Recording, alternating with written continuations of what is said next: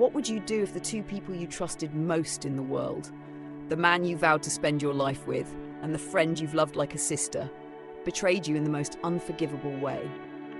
Imagine walking into a moment that shatters your world, only to discover that the whispers, the glances, the absences you brushed off weren't meaningless. What if you found out that while you were busy holding your life together, your husband and your best friend were ripping it apart behind your back? And then, to make it worse, imagine this. Your best friend, the one who cried on your shoulder as kids, the one you'd have given anything for, is now pregnant by your husband, the man you trusted with your soul.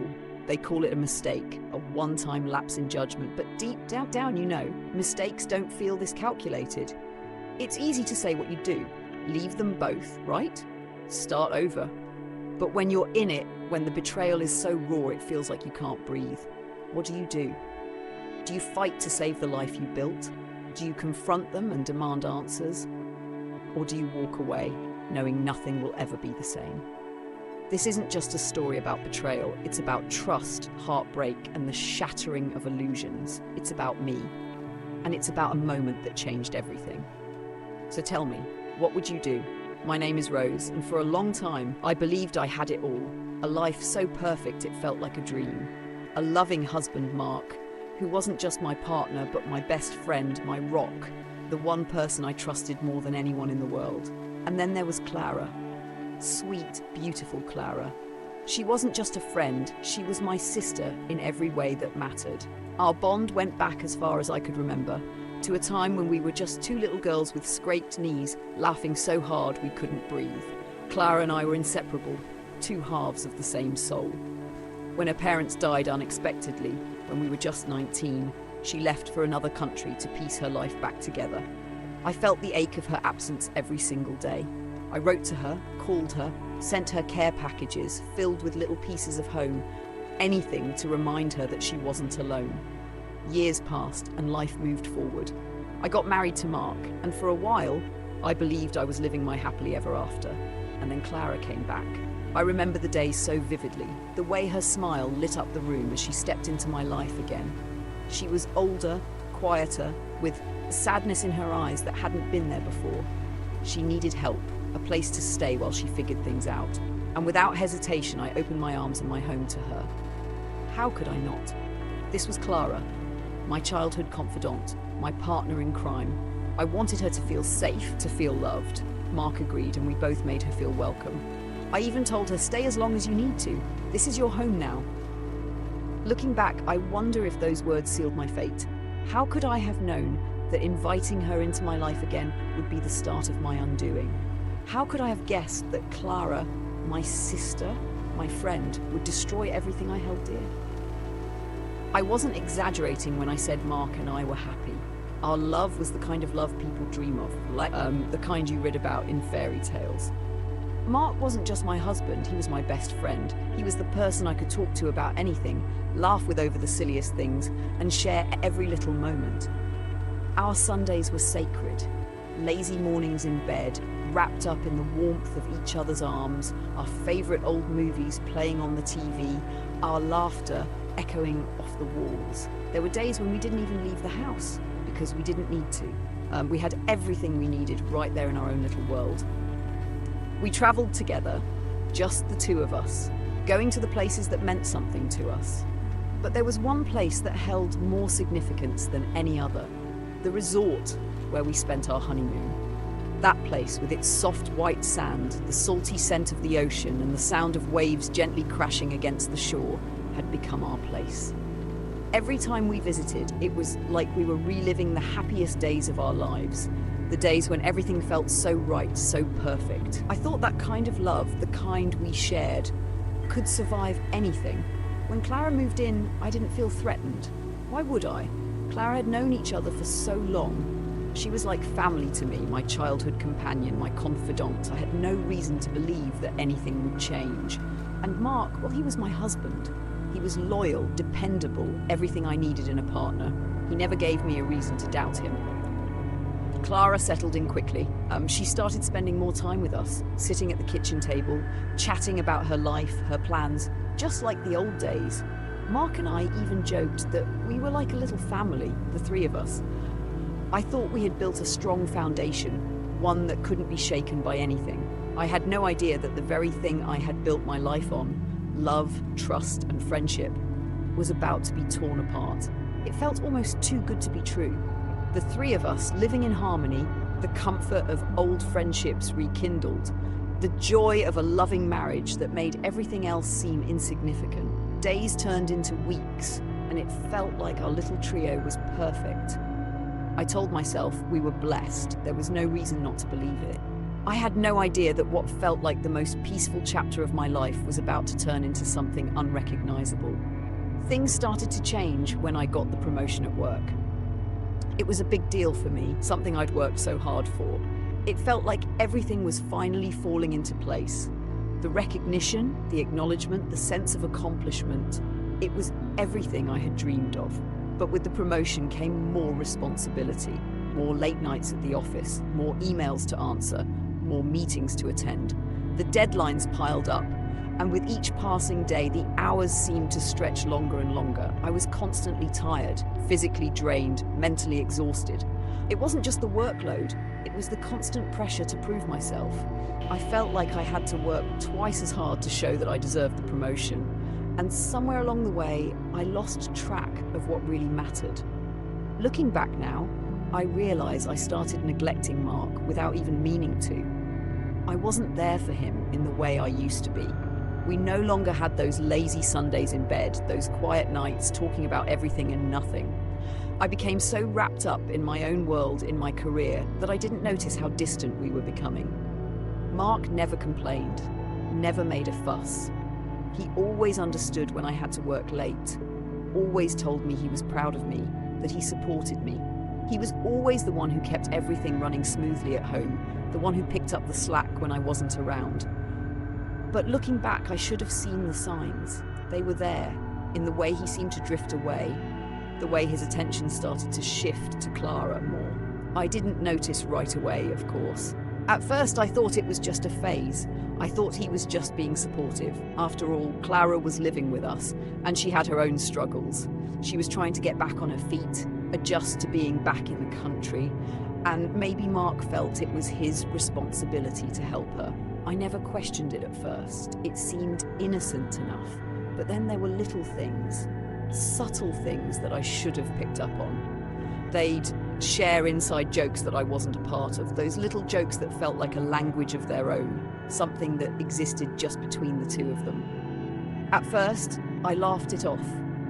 They'd always had a close bond, and I didn't think it meant anything more than that. But the more it happened, the more I started to feel like an outsider in my own home. I'd come home late from work to find them sitting on the couch watching a movie together. The sound of their laughter would echo in the hallway before I even stepped inside. And it wasn't just casual laughter. It was different, intimate, almost like something that was meant only for the two of them. I'd stand there for a moment, watching them, unsure of what to feel. Part of me thought it was sweet. After all, Clara was my best friend, and Mark was the love of my life. But another part of me felt a pang in my chest, a knot forming in my stomach that I couldn't explain. But I brushed it off. I told myself I was being paranoid. They were just friends, right? Mark had always been supportive of Clara, and Clara had always been there for me. There was no reason to doubt them. I convinced myself it was nothing, that I was just stressed from work, that my mind was playing tricks on me. Every time I walked into the room and saw them together, laughing, talking, I told myself it was just harmless. They were just friends. It was nothing more than that. And so I continued on, burying my concerns under the weight of my own busy life. I thought everything would go back to normal once the workload slowed down. I thought that when I had more time for Mark, we'd pick up where we left off. But deep down, I couldn't shake the feeling that something was slipping through my fingers, something I couldn't quite grasp. But I knew it was there. As the weeks went on, that feeling grew stronger. It wasn't just the little moments anymore, it was the way Mark's eyes would linger on Clara when he thought I wasn't looking. The way Clara seemed to lean in a little too close to him when they talked. The subtle touch on the arm, the way they'd sit a little too close on the couch. I told myself it was nothing, that I was being insecure, that I was overthinking everything. But deep down, something inside me was starting to whisper that I was losing something. Losing them. I tried to ignore it, tried to focus on my work and tell myself that it was just my imagination, that I was too tired and too stressed to think straight. But with every passing day, the distance between me and Mark seemed to widen. And every time I looked at Clara, I couldn't help but feel a strange, unshakable sense of jealousy, something I hadn't felt before. I had always trusted Clara, always seen her as my best friend. But now, every time she laughed with Mark, I couldn't help but feel like she was taking something from me. She was always so understanding, so supportive. She knew me better than anyone, and she knew what it took to make me feel loved and cared for. But lately, there was something different in her eyes, something I couldn't quite put my finger on. It was a feeling that lingered in the back of my mind, a feeling that grew stronger every day. But still, I ignored it, convincing myself that I was just overreacting. I didn't want to believe that the cracks in our marriage were anything more than a temporary problem. I didn't want to believe that the man I loved, the man who had stood by me through thick and thin, could ever be drawn to someone else.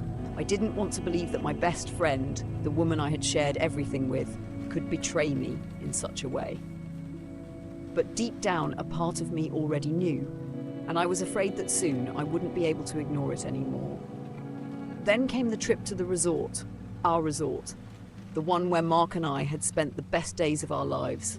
The place where we shared our first kiss as husband and wife, where we promised each other forever. I had always thought of it as our place, our special sanctuary where no one could touch the memories we made there. But I didn't even know they had gone. Not until that one evening when Clara let it slip so casually, almost offhand. It was like she didn't even realize the impact of her words. We were sitting in the living room, chatting about our day.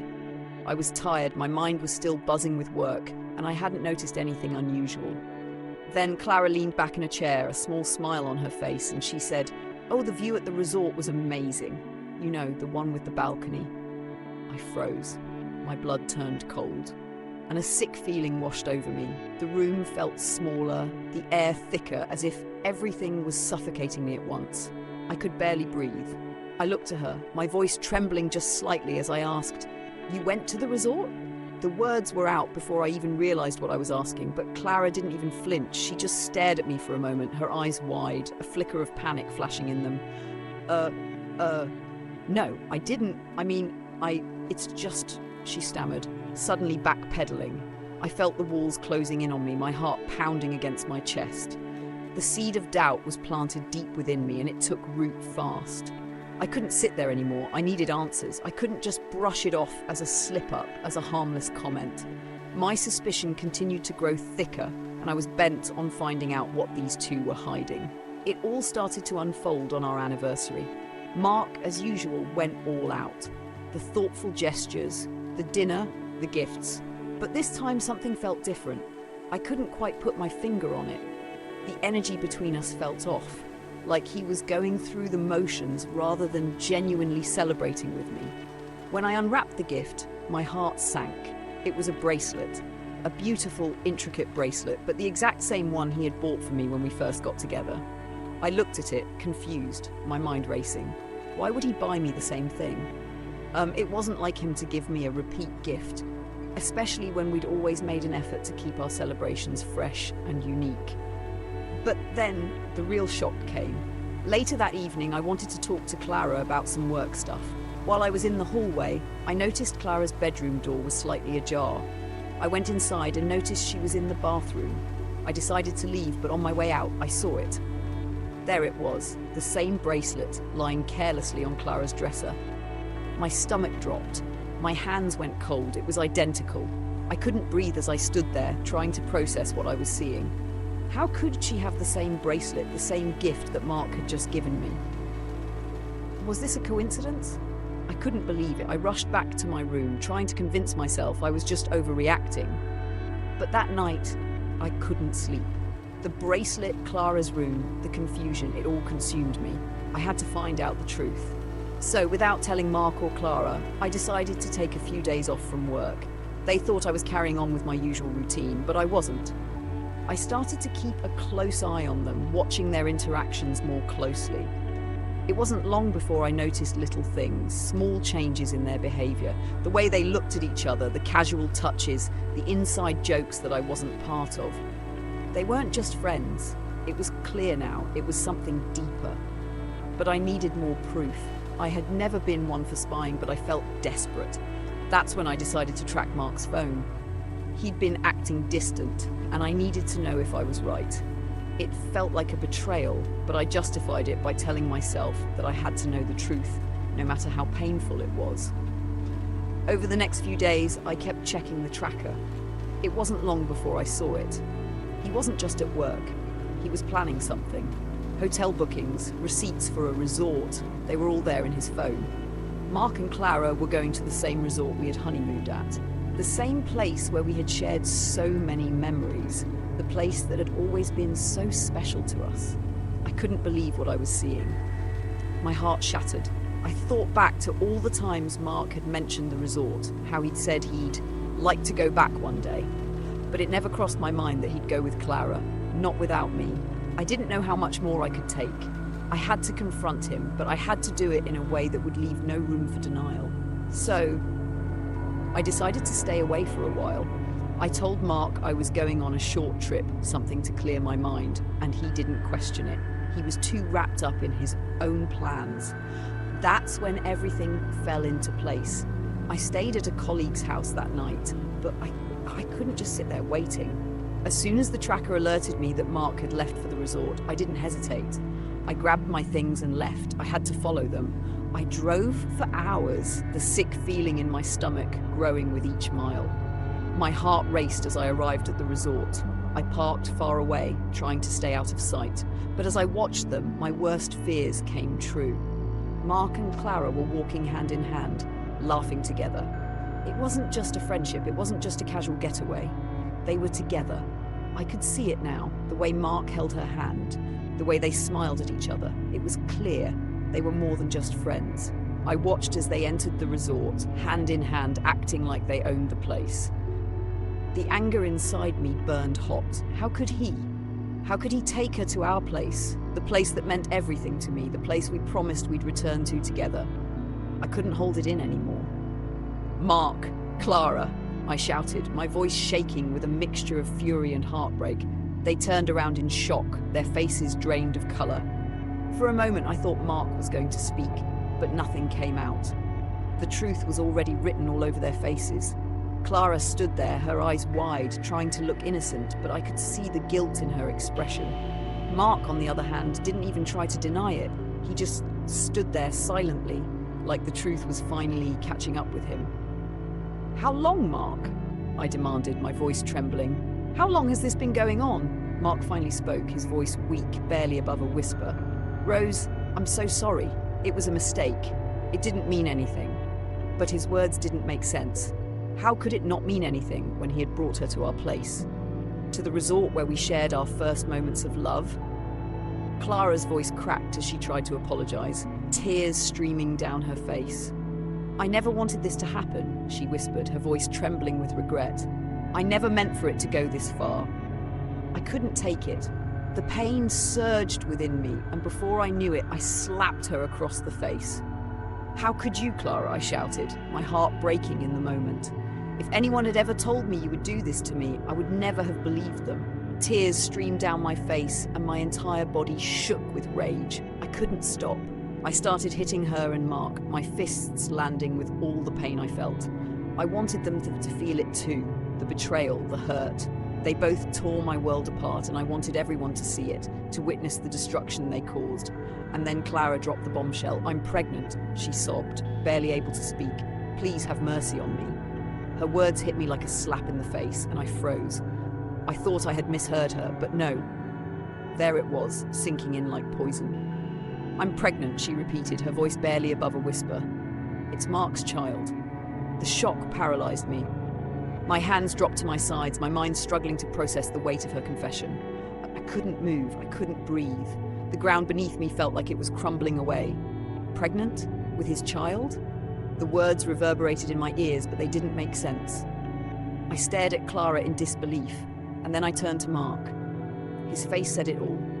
He was trapped, cornered by the truth. I couldn't take it anymore. I turned and ran, not knowing where I was going, not caring. My heart was shattered, and my whole world felt like it had collapsed in an instant. I didn't look back as I ran. I couldn't. The drive home was a blur, the miles stretching out like an endless road that mirrored the distance I now felt between myself and the life I thought I knew. By the time I got home, it was late, way past midnight. The house, once a symbol of comfort, now felt foreign to me. The walls seemed to close in, suffocating me with memories I no longer trusted. I walked through the front door and didn't even acknowledge Mark's presence. He was home before me.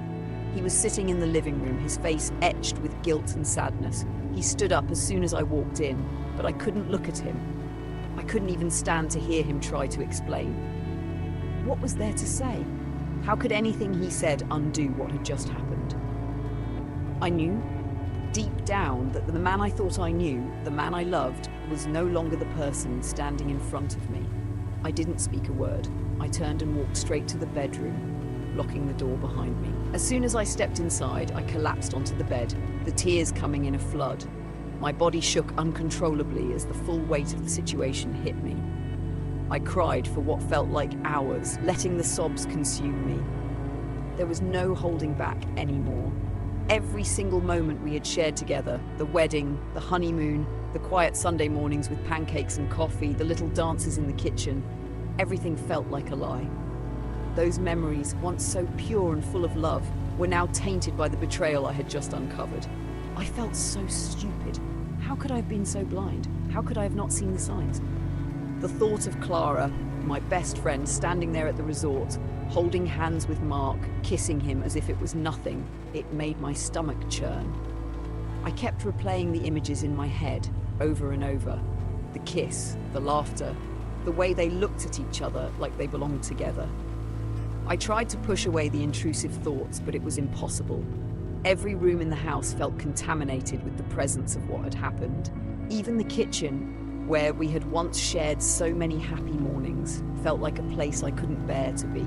It was all too much. How had it all turned into this? I lay in bed, my thoughts spiraling. The questions circled endlessly in my mind. Was this my fault? Had I pushed Mark away with my long hours, with my relentless work schedule? Had I been so absorbed in my own world that I failed to notice the cracks forming in our marriage? I didn't know. I didn't know if I had been a bad wife or if I had just been blindsided by someone I thought I could trust. But no matter how much I tried to blame myself, a part of me knew that this wasn't about me. This was about them. This was about the choices they made, the betrayal they had chosen to carry out behind my back. They were the ones who had crossed the line. They were the ones who had decided to ignore the vows, the trust, and the bond we built over years. I wasn't to blame for their actions, no matter how much guilt I felt gnawing at me. The tears started to subside, but the emptiness remained. I didn't know what to do, where to go, or how to fix this. I felt like I had lost everything I had known. The man I had trusted more than anyone, the woman I had considered a friend, both had betrayed me in ways I never thought possible. I couldn't trust either of them anymore, and I didn't know where that left me. My mind kept drifting to Clara.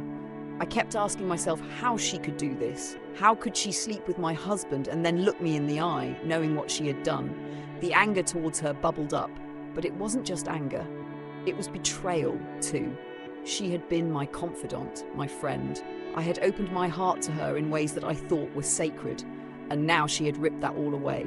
And Mark, my husband, the man I had shared everything with, the man who had vowed to be faithful, to love me for better or worse. How could he have done this? How could he take something that was so special to us, our honeymoon resort, and turn it into a place of deceit? I couldn't look at him. I couldn't bear to hear his apologies, his excuses. It wasn't going to make any of this go away. Nothing would erase the truth. He had crossed a line that couldn't be uncrossed. I don't know how long I lay there in the dark, just crying. It felt like the pain would never end. Each tear was another moment lost, another trust broken. Eventually, exhaustion overtook me, and I drifted into a restless sleep, my mind still reeling, my heart still in pieces. The next morning, I woke up with a sense of dread, knowing that nothing had changed. The betrayal was still there, hanging over me like a dark cloud. Mark hadn't left the house, and I knew I had to face him sooner or later. But I wasn't ready. I wasn't ready to hear his apologies, to listen to him try to explain away what had happened. The words he had said at the resort echoed in my mind. It was a mistake. It didn't mean anything. But how could it not mean anything? How could he stand there in front of me saying that? If it hadn't meant anything, why had he taken Clara to the resort? Why had he kept it a secret? Why had he allowed it to go so far? I couldn't trust his words. I couldn't trust him. I spent the day in a daze, unable to focus on anything. I barely ate, barely slept. The only thing I could think about was the betrayal, the lies, the way my entire world had just come crashing down around me. And through it all, I kept asking myself the same question. What now? Mark begged me to forgive him, his words tumbling out in desperate attempts to make me believe that it was all just a mistake, that it didn't mean anything. He said he didn't love Clara, that she was just a moment of weakness, an error in judgment, and that we could move past it, as if time would somehow erase the scars of his betrayal. But how do you move past something like this? How do you look someone in the eye and just pretend that the foundation of everything you thought was real hasn't crumbled beneath your feet? Forgiveness wasn't something I could just give away so easily. My heart was shattered, and no amount of pleading was going to change the fact that Mark had taken something sacred and broken it. It wasn't just the act, it was the deceit, the lies, the secret world he had created behind my back. How could I move past that? How could I forgive him for this? His words hung in the air, but they didn't reach me. I had heard them all before. I'm sorry, it won't happen again. But in my heart, I knew that the damage had already been done. I couldn't pretend that it didn't matter, because it did. It mattered more than anything. It mattered because he had taken that trust, that love, and stomped on it. I thought about Clara, and my mind froze. The image of her had changed. The girl I had once called my best friend, the one I had shared so many moments with, was gone. In her place was someone I didn't recognize, a stranger who had taken everything I held dear and destroyed it. She had become the other woman, the one who had slept with my husband, the one who had crossed every boundary I had trusted her to respect. I had spent years with her. We had laughed together, shared secrets, cried over heartbreaks, and celebrated the good times. I had trusted her as my sister, as someone who would never hurt me. But now, looking back, I wondered if she had ever truly been my friend at all. Could someone who truly cared about you betray you like that? Could a friend destroy the life you had built without a second thought? What hurt even more was realizing that Clara didn't just take my husband, she took a part of me. She had played a role in breaking my heart, and now she was a symbol of everything I had lost. The woman I thought I knew was no longer there, and in her place stood someone I didn't understand. Then, as if things weren't complicated enough, my mind drifted to Clara's pregnancy. The thought of it made my stomach twist. The idea that she was carrying Mark's child, the child that would forever tie her to him, was a cruel irony. How could this be real? How could this be happening to me? How would we explain this? What would we tell that baby when it was old enough to ask about its birth? What kind of story would we tell? It felt impossible to even imagine. How could I ever look at that child and not see the betrayal behind its existence? How could Clara raise a baby with Mark when she had torn apart everything I held sacred? The baby wasn't to blame, but its arrival would forever be marked by the pain and heartache that came with its conception. And the thought of it, of what that baby represented, was a constant reminder of the life I had lost. What kind of future could we have now? What kind of family could Mark and I ever be if this child was a living reminder of the destruction they had caused? The weight of everything felt unbearable, and I was torn. Every day felt like an emotional battlefield. Some days, I thought about walking away. The thought of packing up, leaving everything behind and starting fresh somewhere new was tempting.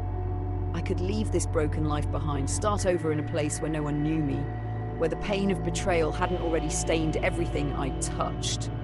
I could rebuild, heal, and find peace on my own. But then, on other days, the thought of losing Mark entirely felt like too much. We had shared so much together, our love, our memories, our life. Could I just throw it all away? Was it possible that we could somehow salvage what we had left? Could we rebuild, even after all of this? Was there still hope for us, or was the damage beyond repair? I didn't know, didn't have the answers. The truth was, I was lost. My emotions were all over the place. Some days, the anger and betrayal felt overwhelming, and all I could think about was walking away, never looking back. Other days, I wondered if there was a chance to fix what was broken, to rebuild something that had been shattered by lies and deception. But how could I ever trust him again? How could I ever look at Mark without seeing Clara in the back of my mind? But no matter how much I questioned myself, there was one thing I knew deep down. I deserved better than this. I deserved better than a life built on lies, than a love that betrayed me, than a future filled with uncertainty. I deserved a love that didn't break me, a trust that wasn't shattered, and a life that was filled with honesty and respect. This wasn't just about Mark and Clara anymore. This was about me. It was about what I was willing to tolerate, what I was willing to accept, and what I wanted for my future. I had spent so much of my life caring for others, putting everyone else's needs before mine. But now, I had to think about myself. I had to decide what I wanted for my happiness. The road ahead wasn't clear. I didn't know if I could forgive Mark, or if I could ever look at Clara the same way. I didn't know if I could salvage my marriage, or if I would have to walk away for good. But I knew one thing. I wasn't going to settle for a life of pain. I wasn't going to let someone else's mistakes define me. I had to choose what was best for me, even if it meant letting go of everything I thought I wanted. And that, more than anything, was the hardest decision of all.